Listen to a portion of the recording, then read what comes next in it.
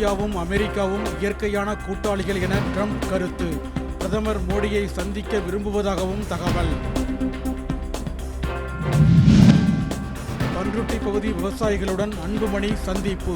சத்துணவு திட்டத்தில் மதிப்பு கூட்டப்பட்ட பலா பொருட்களை சேர்க்க அரசுக்கு கோரிக்கை. குடியரசு துணைத் தலைவராக தேர்வாகியுள்ள CP ராதாகிருஷ்ணன் நாளை மறுநாள் பதவியேற்க உள்ளதாக தகவல். திருவாரூரில் பழனி ஆண்டவர் கோவிலுக்கு சொந்தமான 1.5 கோடி ரூபாய் மதிப்பிலான நிலம் மீட்பு. இந்து சமய அறநிலையத்துறை நடவடிக்கை. பொள்ளாச்சியில் எடப்பாடி பழனிசாமி தலைமையில் நடைபெற்ற கலந்துரையாடல் கூட்டத்தில் விவசாயி ஒருவர் வாக்குவாதத்தில் ஈடுபட்டதால் பரபரப்பு.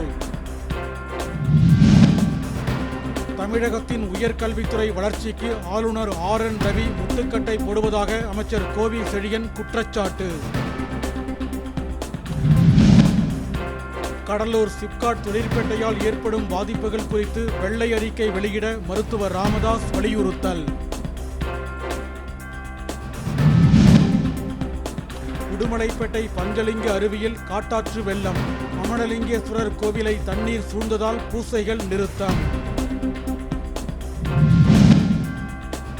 10 காசு நாணயத்திற்கு கோழி பிரியாணி என அறிவித்த உணவகத்தின் முன்பு குவிந்த பொதுமக்களால் கூட்ட நெரிசல். வந்தவாசி அருகே மக்கள் நடமாட்டம் உள்ள பகுதியில் 1 டன் எடையிலான கழிவு காலணிகளை மர்ம நபர்கள் வீசி சென்றதால் அதிர்ச்சி.